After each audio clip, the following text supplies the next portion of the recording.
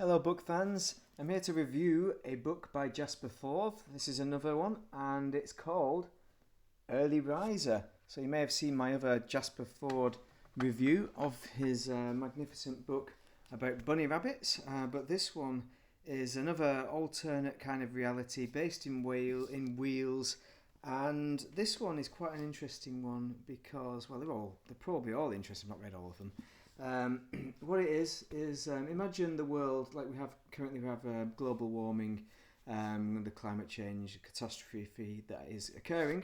Well, this is an alternate reality where if we carried on with the ice age, I mean, we were in a transient kind of phase now, aren't we, with the ice age? Or we are in, but global warming is kind of counteracting that ice age. But it's imagining if the ice age had carried on and kept on going into a cooling phase to the point where you're talking about a snowball Earth. So anyone who doesn't know snowball Earth, a brief idea is that the whole Earth is covered in ice, and because it's covered in ice, ice is white, so therefore it reflects the sun rays. So it means the energy input on the Earth is much less because of that. So it ends up remaining cold with drastically cold temperatures. So this isn't snowball Earth, but it is an Earth where you have the ice sheet coming very close to Wales, so coming up into North Wales essentially. And his book is very interesting because it talks about the human race as if they become hibernatory beasts. So over the winter, because the temperatures are so cold, the people have to hibernate in these huge hibernating towers. I'll show you the picture of it. This is amazing. Called dormitoriums. So you can see they're a big stack. There's a central heating column, and all the rooms are in a kind of circular pizza kind of slice shape around it. And there's a heating stack below, which used to be coal and stuff like that, but now it's some kind of nuclear rod material, pile of nuclear material that's just releasing heat, and it gets released in a puff of smoke at the top. So he's thought about this book a lot, about the way his world functions and how the people survive the winter. Now, the main problem people have overwintering is that they go to sleep hibernating, and the problem is if they don't consume enough food, have enough fat reserves to survive the winter.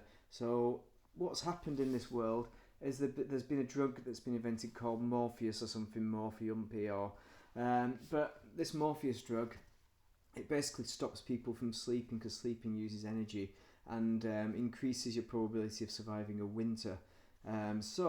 That's how we start the book. That's the kind of world we're in. Now, I mean, he's really gone to town on it, and because everyone's asleep over the winter, we're talking about there's people that have to be awake over the winter. So there's caretakers of the dormitoriums, and they look after the sleepers. But it's complicated because you have zombies. So some people who sleep through a winter don't make it through, and they become zombies, and essentially very hungry people who eat anything which can be flesh. So there's a lot of stuff in here, a lot of things. It's a very interesting story taking into account somebody who's on the winter console, who somehow gets onto the winter console team. So this little dude, he's a good protagonist. I like him because he's kind of a weakling of the group, and he's been brought up in the book's equivalent of an orphanage with nuns looking after him and that kind of thing. So it's a really interesting read, and the whole story taking us through a winter where it's a proper glacial kind of winter where you've got it's like Canada weather where you've got -50s of Celsius. Well, maybe they're more -40. Maybe that's more the poles. But anyway, the -50 and -68 I think was the maximum recorded. So that's I don't know. That's pretty cold. That's pretty damn cold. Anyway, the book itself, I think it's believable, the kind of world that he creates. You really get immersed in it, and the writing style is nice. It's kind of from the I think it's from the first person. So yeah, that's it. So blah blah blah blah blah. Yeah, excellent book, excellent read. The main character, what's his name? Ed Tweezle? No, that's not him. Can't even remember the dude's name now. It follows I'll have a look at the Mrs. Tiffin, not her. Where is he? Charlie, that's it. His name's Charlie. Okay, got it now. So this dude Charlie, he goes through the world and he's trying to basically survive the winter. The thing is, a lot of people who become consuls die. There's a high attrition rate and they don't live very long, longevity wise. You know, they die in the 40s, 50s, that kind of thing. So it's an interesting book with lots of hazards that this character Charlie comes across, and lots of dilemmas, moral dilemmas, because there's a drug company who produces Morpheus, and they seem they have interesting morals, so they can be quite a dodgy kind of bunch of characters. So you wonder who's in the right and who's in the wrong, and the consuls as well. You know, you can't really rely on them either.